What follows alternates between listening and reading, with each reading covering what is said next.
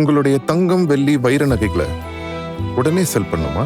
நம்பிக்கையான நிறுவனம் Max Gold. Call 04445454545.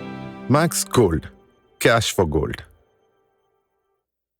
கிட்டத்தட்ட 380 கோடி ரூபாய் பட்ஜெட்டில் எடுக்கப்பட்ட ஜனநாயகன் படம் கிட்டத்தட்ட 452 கோடி ரூபாய் டேபிள் ப்ராஃபிட், அதாவது பிஸ்னஸ் முன்கூட்டிய ரிலீஸ்க்கு முன்னாட ஒரு பெரிய வருமானத்தை கொடுத்திருக்கிற அந்த திரைப்படத்தை ஒரு அரசியல் களத்திற்குள் ஒரு திரை நட்சத்திரமாக, உச்ச நட்சத்திரமாக அரசியல் களத்திற்குள் வந்திருக்கிற விஜயோடைய கடைசி படம். ஒரு 200 கோடி ரூபாய் சம்பளம் வாங்குற சாமி, நான் இதோட படமே நடிக்க மாட்டேன், இதான் என் கடைசி படம், இதுக்கப்புறம் அரசியல் தான், அது என்னதான் ஆனாலும் சரி அப்படின்னு களத்துக்குள்ளே இறங்கியாச்சு. தேர்தலும் அது நெருங்கி வரப்போது. அந்த படத்தை வெளியிட விடாமல் நடந்த சதி சம்பவங்கள் இன்னும் கூட வரல. அது எப்போ வரும்னு தெரியல. ஆனால் அந்த படத்துலேருந்து சில பல காட்சிகள் நேற்று ராத்திரிலேருந்து வந்தது. இந்த வீடியோ நான் நேற்று ராத்திரியே பேசியிருக்க வேண்டியது. இன்றைக்கும் கூட இவ்வளோ தாமதமாக பேசுறதுக்கான காரணம் என்னென்னா, இன்றைக்கி காரைக்குடியில் விஜயோடைய அந்த ஸ்பீச் இருந்தது. அவர் காலதாமதமாக வந்ததுனால நீங்கள் லேட்டாக வந்துட்டீங்கன்னு சொல்லி அனுமதி மறுக்கப்பட்டு திரும்ப போயிட்டார். ஏன்னா விஜய் இந்த ஜனநாயகன் சம்பந்தமாக கண்டிப்பாக காரைக்குடியில் ஏதாவது பேசுவார், அவர் பேசின பிறகு பேசிக்கலாம் அப்படின்னு தான் வெயிட் பண்ணியிருந்தேன். ரைட்டு, இந்த 10 மணிக்கு மதுரை ஏர்போர்ட்டில் வந்தவர் காரைக்குடி 2 மணி நேரத்தில் வந்துட்டுருக்கலாம் அதிகபட்சமாக. ஆனால் இவ்வளோ லேட்டாகி வந்ததுக்கான காரணம் வழிநெடுக்க இருந்த மக்கள் வெள்ளம் தான். இன்னும் கூட அவர் முன்னாடியே வர இனிமேல் வரணும் போல இருக்குது. ஏன்னா இன்னும் ஒரு கொஞ்ச நாள் 10 நாள் தான் இருக்குது. சரி, இந்த ஜனநாயகன் விவகாரத்துக்குள்ளே வரும். இது என்ன யார் பண்ணுறது இந்த வேலையை? ஒரு முழு திரைப்படத்தையே இறக்கிட்டு இருக்கிறாங்க. எவ்வளோ பெரிய ஒரு கொடுமையான ஒரு விஷயங்க. எத்தனை பேருடைய உழைப்பு. நீங்கள் சினிமாவை போய் தயவுசெய்து சினிமாவை திரையில் பார்க்குறவங்க ஒரு நாள் போய் ஷூட்டிங் போய் பாருங்கள், வெறுத்து போயிடுவாங்க. சொல்லுவாங்க, ஒரு நாள் ஷூட்டிங் படப்பிடிப்பு ஒரே ஒரு நாள் போய் பார்த்தீங்கன்னா அந்த படப்பிடிப்பை பார்த்துட்டு, எப்பா இந்த ஒரு காட்சி எடுக்கிறதுக்கு தான் இவ்வளோ நாளாக தான் இவ்வளோ பெரிய உழைப்பு இருக்குதான்னு நான் சொல்கிறது. ஒரு சாதாரண பட்ஜெட் உள்ள படம். இப்போ விஜய் மாதிரியான ஒரு உச்ச நட்சத்திரம் நடித்துள்ள ஜனநாயகன் மாதிரியான ஒரு படம், ஒரு 400 கோடி, கிட்டத்தட்ட 400 கோடி பட்ஜெட்டில் உருவாக்கப்பட்ட இந்த படத்திற்கான உழைப்பு எவ்வளோ பெரிய உழைப்பாக இருக்கும் பாருங்க. எவ்வளோ பெரிய எதிர்பார்ப்பு, எவ்வளோ பெரிய பிஸ்னஸ் இந்த படத்தில். எங்க ஓடிடி காலதாமதம் சொல்லி திரும்ப அந்த காசு கொடுத்துருங்க. 120 கோடி ஓடிடிக்கு ஹையஸ்ட் பே. சரி, இது எங்கேருந்து லீக் செய்யப்பட்டது, எங்கேருந்து லீக் ஆனது? நிறைய பேர் இது விஜயோடைய அரசியல் வருகைக்கான மிகப்பெரிய காண்டில் எடுத்து வெளியே விட்டது. சரி, எப்படி வெளியே விடுவாங்க? யாருக்கிட்ட அந்த கண்டென்ட் இருக்குது? இன்னொரு தரப்பு இல்லைங்க, இது விஜய் தரப்பே தான், தாவேகா தரப்பே தான், எங்கள் படத்தை நீங்கள் காலதாமதம் பண்ணுறீங்கல்ல, பாருங்கள் நீங்கள் எங்கள் கண்டென்ட்டை இது நிச்சயமாக யாருமே செய்ய மாட்டாங்க. ஒரு 20 வருஷத்துக்கு முன்னாடி திருட்டு விசிடி தமிழ் சினிமாவில் மிகப்பெரிய அளவில் கொடிகட்டி பறந்தது. 25 வருஷத்துக்கு முன்னாடி எங்கே பார்த்தாலும் திருட்டு விசிடி அந்த திருட்டு விசிடிங்களை பிடிப்பாங்க. பிடிச்சிட்டு அதை ஃபோட்டோ எடுப்பாங்க. ஃபோட்டோ எடுத்துகிட்டு ஒரு அந்த ப்ரொடியூசர் பேர் சொல்ல, அந்த இயக்குனர், அவருக்கு நண்பரும் இயக்குனரும், அவர் இந்த சமுதாய கருத்துள்ள படங்கள்லாம் எடுப்பார். இறந்துட்டார் சமீபத்தில், அதனால் அவர் பேரை நான் மறுத்துடுறேன் நான். அப்போ அந்த திருட்டு விசிடி சென்னையில் ஒரு ஸ்டேஷனில் பிடிச்சி ப்ரெஸ் எல்லாம் கூப்பிட்டு அந்த விசிடி கொட்டி அது முன்னாடி அந்த திருட்டு விசிடி விற்றவனை அல்லது தயாரித்தவனே உட்கார வச்சுருந்தாங்க. இந்த ப்ரொடியூசர் அந்த திருட்டு விசிடி எடுத்து பார்த்துட்டு நடந்த சம்பவங்க குய்யும் மாதிரி வாயில் வயிற்றுல அடிச்சுக்கினார். என்னென்னா அவருடைய கண்டென்ட் அப்படியே எடுத்துட்டானுங்க. அது வேறு விஷயம். படம் ரிலீஸ் ஆகிறதுக்கு முன்னாடி சிடியை விட்டானுங்க. அந்த சிடி அட்டை அந்த முகப்பில் பிரிண்ட் போட்டிருக்காங்க. படம் என்ன படம்? ஒரு படத்தோடைய படம் தானே போட்டிருக்கணும். பூஜை அன்னைக்கு எடுத்த படத்தை போட்டிருக்கானுங்க. பூஜை அன்னைக்கு நிற்பாங்க இல்லைங்களா, அந்த ஸ்டில்லை பிரிண்ட் பண்ணியிருக்காங்க. வாயில் வயிற்றுல அடித்து அழுதார்ப்பில் அந்த ப்ரொடியூசர். எவ்வளோ பெரிய மனவேதனை இருக்கும். எங்கெங்கெல்லாம் நான் வட்டிக்கு வாங்கினேன் சார், எங்கெங்கெல்லாம் இது பண்ணேன், எத்தனை பேரோட உழைப்பு சார், ராத்திரி மகளும் பணம் போனால் கூட போய் போது சார், நல்ல சாப்பாடு சாப்பிடல, தூங்கலை, இந்த படத்துக்காக ஓடிக்கிட்டு இருந்தேன். இந்த படத்தை எனக்கு கிட்டத்தட்ட 100 முறை இந்த டைரக்டர் போட்டு காமிச்சிருப்பாரு, 1000 கரெக்ஷன் சொல்லியிருப்பாங்க அப்படின்னு அவர் அந்த படத்துக்கு அழுதுபோது, ஜனநாயகன் மாதிரியான ஒரு படம் விஜயோடைய சினிமாவில் கடைசி படம் போது அந்த டீம் அதை வெளியிடுவாங்களா? இல்லை, எந்த விதத்தில் அது கொஞ்சம் கூட லாஜிக்கே கிடையாதுங்களே. எந்த விதத்தில் நியாயம் அது எப்படி வெளியிடும்? அந்த கிளிப்பிங்ஸ் வந்த உடனே அவங்க அதுக்கு வந்து தடை செய்யுது, ஸ்ட்ரைக்கிங் கொடுக்க ஆரம்பித்தாங்க. அது ஆன்லைனில் எல்லாத்தையும் நிறுத்திட்டாங்க. ஆனால் அதுக்குள்ளே டவுன்லோட் பண்ணி இப்போ அப்ராட்லாம் பார்க்க ஆரம்பிச்சிட்டாங்க. இது எவ்வளோ பெரிய கொடுமை. நிச்சயமாக இதை வந்து படக்குழுவோ படம் சார்ந்தவர்களை நிச்சயமாக செய்திருக்க மாட்டார்கள். இந்த படத்தை ரிலீஸ் பண்ண விடாமல், அந்த படத்தை வெளிவிடாமல், அந்த படம் ஓடுற தியேட்டருக்கெல்லாம் பார்த்தீங்கன்னா வெடிகுண்டு மிரட்டல் முதல் ஷோவுக்கு வந்து தமிழ்நாட்டில் படம் ரிலீஸ் ஆகாமல் அதர் ஸ்டேட்டில் ரிலீஸ் ஆகி அது ஆன்லைனில் வந்து மொத்தமே முடிஞ்சு போச்சு. இப்போ படத்தெல்லாம் நாங்கள் பார்த்துட்டோம், தியேட்டரில் ஒய்காக்கா கூட வராது அப்படின்னு சொல்லும்போது தியேட்டரில் தேப்பையாக வந்தாங்க விஜய் ரசிகர், பார்க்கலான்னு வந்தாங்க. இங்கே ஜனநாயகருக்கு என்னதான் சதியும் முடக்கமும் செய்தாலும் அதே நிலைமை தான்.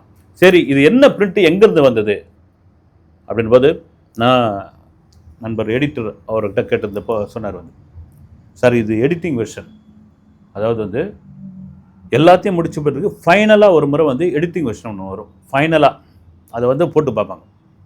அப்படி போட்டு பார்த்தா அந்த எடிட்டிங் வெர்ஷன்லேருந்து வந்த இந்த காட்சிகள் தான், மற்றபடி வந்து இதில் வந்து வாட்டர் மார்க்கோ அல்லது வேறு எதுவுமே கிடையாது. இது எங்கேருந்து வந்தது, எங்கேருந்து லீக் ஆச்சு அப்படின்னு தெரியல.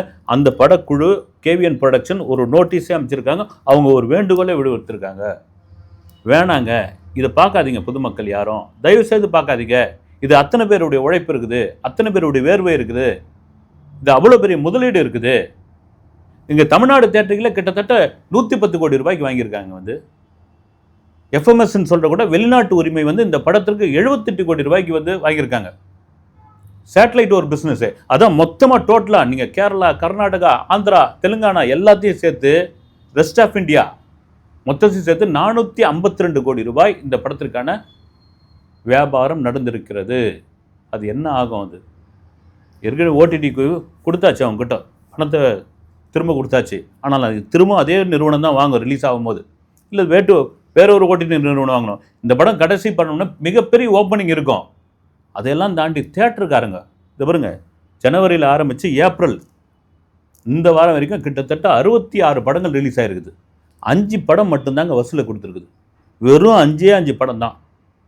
தேட்டருக்காரங்களாம் வந்து ஜனநாயகனுக்காக வெயிட் பண்ணிகிட்டு இருக்காங்க. ஒரு தேட்டர் நடத்துறது சாதாரண விஷயம் கிடையாது. அதில் அதை நம்பி இருக்கிற எத்தனை தொழிலாளர் இருக்காங்க. அதே வேளையில் இது வந்து அரசியல் சதி செய்யப்பட்டதா அப்படின்ற ஒரு கேள்வியும் இருக்குது. அதுவும் உறுதி செய்யப்படாத தகவல். ஏன்னா விஜய் அரசியல் களத்துக்குள்ளே வந்தாச்சு. ஆரம்பத்தில் வந்து பவுடர் பூசினவர், பால்வாடி நடிகர், இவருக்கு என்ன தெரிய போகுது, இவருக்கு எங்கேருந்து அரசியல் அப்படிலாம் வந்து விமர்சனம் வந்தாச்சு. அதன் பிறகு மாநாடு, நிர்வாகிகள் கூட்டம், கட்சி கூட்டம், திருமணி கூட்டம் போக போக போக போக விஜயோட மாஸ் வந்த பிறகு காண்டாயிட்டாங்க. விஜய் சொல்கிறதுல காண்டாயிட்டாங்க.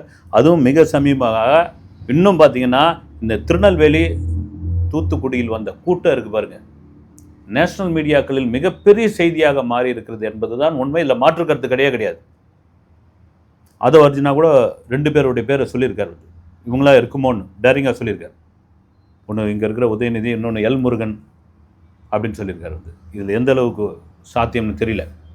அதெல்லாம் மீறி ஒரு படைப்பு, அந்த படைப்பை தயவு செய்து யாரும் இந்த மாதிரியான வேலையை எந்த எதிரி கூட அது மாதிரி பண்ண மாட்டாங்க. எதிரி கூட பண்ணவே மாட்டார்கள். இது ஒரு மோசமானது. அதே வேளையில் நீங்கள் டவுன்லோட் பண்ணி அதை வந்து ரசித்து பார்க்குற வேலையெல்லாம் விட்டு அது வந்து விமர்சனம் பண்ணிக்கிட்டு இருக்காங்க. அதை செய்யாதீங்க. வந்து நீங்கள் பாருங்கள், ஒரு ஜனவரி 9ஆம் தேதி இந்த படம் வந்திருந்தால் உண்மையிலே தியேட்டரில் திருவிழா மாதிரி மாறி இருக்கும். வந்து ஒரு பெரிய வசூலை கொடுத்துருக்கும் இந்த படம், அதில் மாற்று கருத்து கிடையாது. ஆனால் அதை வந்து கோர்ட்டுக்கு போய் மறுபடியும் வந்து ரிவைசிங் கமிட்டி அமைச்சு மறுபடியும் சுப்ரீம் கோர்ட்டுக்கு போய் மறுபடியும் இந்த கோர்ட்டுக்கு வந்து அப்புறமா வந்து ரிவைசிங் கமிட்டியில் படம் பார்த்து இப்போ தேர்தல் ஆணையர் வந்து அதுக்கு வந்து ஒப்புதல் கொடுக்கணும்னு சொல்லி, சரிப்பா தேர்தலுக்காக தான் இந்த படத்தை நிறுத்துறீங்க. கண்டிப்பாக விஜயோடைய அரசியல், டிவிகேவுடைய அரசியல், தமிழக அரசியல் பேசக்கூடிய ஒரு படமாக தான் இருக்கும். அதில் மாற்று கருத்து கிடையாது. பார்த்தவங்க நான் இன்னும் பார்க்கவும் மாட்டேன், அது தவறு. அப்படி இருக்கும் பொழுது அந்த ஒரு திரைப்படத்தை இப்படி போகிற போக்கில் அனாவசியமாக உள்ளே விட்டது எந்த விதத்தில்? நிச்சயமாக படக்குழு செய்திருக்கிறதுக்கான, ஏன்னா இதை சொல்கிறாங்க வந்து விஜய் வந்து இந்த வந்து தன்னுடைய டிவிகேவுக்கு ஒரு பிரச்சார படமாக மாற்றிக்கிட்டாரு. அதுக்காக தான் வந்து டிவிகே பண்ண சதி வேலை தான் இது, அவங்களுக்குள்ளேயே பண்ண வேலை தான் இது. இவங்க தான் இதை வந்து முழு படத்தையும் லீக் பண்ணி விட்டுருக்காங்க, முழு படத்தையும் விட்டுருக்காங்க அப்படின்னு. அப்படி விட்டுருந்தா வேறு வழியில் விட்டுருக்கலாமே. வந்து இப்படி தான் விடணும்னு கிடையாது. இல்லை இப்போ எடிட்டரை பிடிச்சி தான் கேட்பாங்க, எடிட்டிங்லேருந்து எப்படி போச்சு, எடிட்டிங்லேருந்து என்ன ஆச்சு, உனக்கு யார் வந்து இதில் இருக்காங்க, நீ எப்படி இது பண்ணலாம் அப்படின்னு. ரெண்டாவது இந்த படத்து மேலே அவ்வளோ பெரிய நம்பிக்கை அவருக்கு இருந்திருக்குது, எடிட்டருக்கு இருந்தது. அதே வேளையில் டைரக்டரும் பார்த்துக்கணுங்க வந்து. டைரக்டர் டெக்னிக்கலாக வந்து ஒரு கண்டென்ட் இருக்குதுன்னா அந்த கண்டென்ட்டு ஒரு சின்ன பிசுறு கூட வெளியே போயிடக்கூடாது. இந்த விஷயத்தில் நெல்சன், லோகேஷ் கனகராஜ், குறிப்பாக அட்லி, இவங்கெல்லாம் பெரிய கெட்டிக்காருங்க. நீங்கள் படம் வர்றதுக்கு முன்னாடி அப்டேட்டே சொல்ல மாட்டாங்க மீடியாவுக்கு.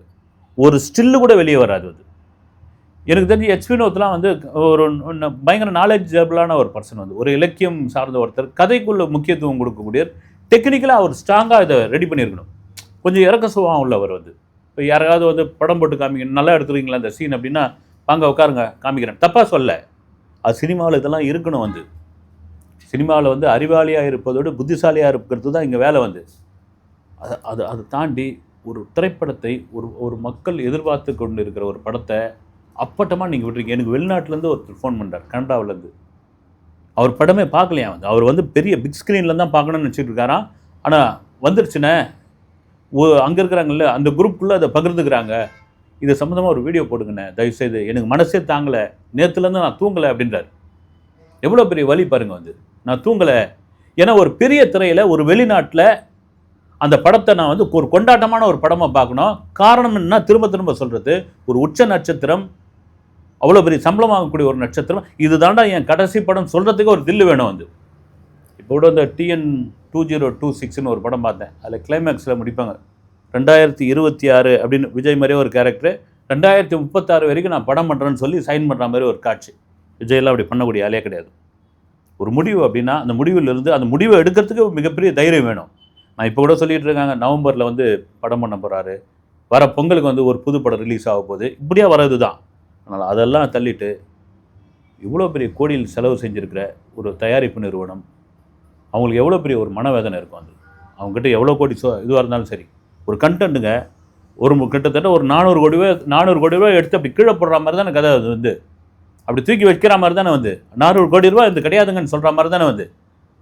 இது எவ்வளோ பெரிய வருந்தத்தக்க விஷயம். யாராக இருந்தாலும் சரி, இதனுடைய பின்னணியில் இது அரசியல் சூழ்ச்சியா, இல்லை அது தவறாக நடந்ததா, இல்லை இது விளம்பரத்துக்காக பயன்படுத்தப்பட்டதா, எதுவாக இருந்தாலும் ஒருத்தருடைய அவ்வளோ ஆயிரக்கணக்கானவருடைய உழைப்பை தாண்டி ஒரு ஒரு ஒரு ஒரு ஒரு ஒரு அரசியல் கட்சியினுடைய தலைவன் அப்படின்னு தான் சொல்லுவோம். ஒரு நடிகன் ஒரு தலைவனாக மாறி இருக்கான். அந்த தலைவனாக மாறினதில் உங்களுக்கெல்லாம் வந்து பயங்கரமான வெறுப்பாகி போச்சுன்னு தெரியுது எல்லாருக்குமே. அந்த வெறுப்போட வெளிப்பாடு தான் இப்படி வந்திருக்குன்னு தான். ஒருத்தரை வந்து நீங்கள் தாமதப்படுத்தலாம், தடுக்க முடியாது. அதே வேளையில் தயவு செய்து விஜய் மீது அபிமானம் கொண்டவர்கள், விஜய் ரசிகர்கள், விஜய் தொண்டர்கள், பொதுவான சினிமா ரசிகர்கள், இது மாதிரி தவறாக செய்யப்பட்ட, சூழ்ச்சி செய்யப்பட்ட இந்த மாதிரியான திரைப்படங்களை நீங்கள் தயவுசெய்து பதிவிறக்கம் செய்து பார்க்கவே பார்க்காதீங்க. வேணாம். அது ஒட்டுமொத்தமாக ஒரு இண்டஸ்ட்ரிக்கு செய்கிற மிகப்பெரிய துரோகம் அது. அத்தனை பேர் ஒரு 1000 பேருடைய அடுப்பு எரிஞ்சிருக்குங்க அந்த படத்தினால வந்து. அதனால் பண்ணாதீங்க. இந்த சூழ்ச்சிக்கு யார் காரணம் என்பது விரைவில் கண்டுபிடிக்க வேண்டும். ஏன் விஜய் அரசியலுக்குள்ள வந்ததுனால தான் உங்களுக்கு இந்த இவ்வளோ பெரிய காண்டுனா, அதை நீங்கள் அரசியல் ரீதியாக பார்த்துக்க வேண்டியது தானே.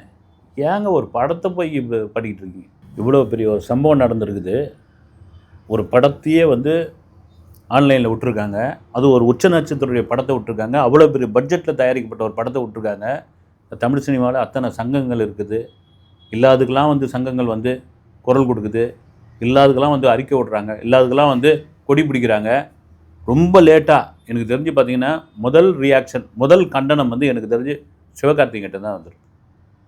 தயவுசெய்து இத்தனை பேருடைய உழைப்பு, இவ்வளோ பேருடைய கஷ்டம், இதெல்லாம் பண்ணாதீங்க. எல்லாமே வந்துகிட்டு இருக்குது பொழுது. நேற்று இரவு வந்தப்போ அவ்வளோ கண்டனம் தெரிவிச்சிடும். எவ்வளோ நடிகர்கள் இருக்கிறீங்க நீங்கள் வந்து. சமீபமாக விஜய்க்கு எதிராக தானே எல்லாரும் பேசிகிட்டு இருக்கீங்க போய் மேடையில். நீங்கள் அப்போது அரசியல் தலைவர் விஜயை விட்டுருங்க, ஒரு திரைப்படமாக பாருங்களேன். நீங்கள் வந்து இருக்கிற அவ்வளோ பேர் சொல்கிறேன். நான் ரஜினிகாந்த்லேருந்து சொல்கிறேன், கமலஹாசன் சொல்கிறேன், அஜித்தை சொல்கிறேன், எல்லாரையும் தான் சொல்கிறேன். இன்றைக்கி அவர் வீடு பற்றின்னு இருந்ததுன்னா பக்கத்தில் உங்கள் வீடு தானே. இன்றைக்கி அவர் படத்துக்கு பிரச்சனைனா உங்கள் படத்துக்கு தானே நாளைக்கு நடக்கும். ஏன் இன்றைக்கி வந்து இந்த இண்டஸ்ட்ரி வந்து இன்றைக்கி இன்றைக்கி பெரிய படங்கள் வந்தால் தான் இண்டஸ்ட்ரின்ற மாதிரி இருக்கிற நிலைமை இது வந்து. ஆனால் யாருமே எதையுமே ஒரு ஒரு குரல் கூட கொடுக்கல அப்படின்ட்டு வந்து மிக வேதனையான ஒரு விஷயம். அது விஜய் அரசியல்வாதி விஜயாக, அரசியல் தலைவர் விஜயாக மாறினதுனால உங்களுக்கு பயமா, அல்லது வந்து வெறுப்பா, அல்லது வந்து கோபமா, அல்லது வந்து பொறாமையா, எதுவாக இருந்தாலும் அப்படி ஓரமாக வச்சுட்டு ஒரு இண்டஸ்ட்ரியில் நம்ம படம் இது, இவ்வளோ பெரிய முதலீடு, அந்த படத்துக்கு இவ்வளோ கோடி ரசிகர்கள் காத்துக்கிட்டு இருக்காங்க, வெளிநாடுகளில் வந்து அப்படி பார்க்கறதுக்காக வெயிட் பண்ணிக்கிட்டு இருக்காங்க. அப்படி அசால்ட்டாக ஒருத்தன் தூக்கி அதை வந்து தூக்கி போட்டிருக்காங்க அப்படின்னா யாராக இருந்தாலும் சரி விசாரிக்கிட்ட சம்மந்தமா, இது தப்பியா, இதை பதிவிறக்கம் பண்ணாதீங்க, இதை பார்க்காதீங்க அப்படின்னு நீங்கள் யாரும் சொல்லலையே. மற்ற விவகாரங்களும் வீடியோ மேலே வீடியோ போடுறீங்கல்ல, என்னென்ன வீடியோ போடுறீங்க, அழுது வீடியோ போடுறீங்க, இது பண்ணி வீடியோ போடுறீங்க. நீங்கள் வீடியோ போடுறதால ஆடியோ போடுறதால ஒரே ஒரு துண்டு அறிக்கை வேணும் எக்ஸ் வலைத்தளத்தில் சும்மா ஒரு 4 வார்த்தை அடித்து போட்டு உங்கள் கண்டனத்தை தெரிவிக்கலாமே, போய் சேருமே. தமிழ்நாடு தியேட்டர்கள் வாங்கின அந்த டிஸ்ட்ரிபியூட்டரு, அந்த தியேட்டருக்காரங்க, மற்ற ஸ்டேட்டில் இருக்கிறவங்க, கேரளாவெலாம் போய் பாருங்கள், இந்த படத்துக்கு எப்போ வரும்னு அங்கே காத்துக்கிட்டு இருக்காங்க வந்து. அதனால் இது ஒரு மிகப்பெரிய பாவ செயல். இந்த செயல் வந்து எதிரிக்கும் இது மாதிரி செய்யாதீங்க தயவுசெய்து. அடுத்த வீடியோவில் சந்திக்கிறேன். நன்றி.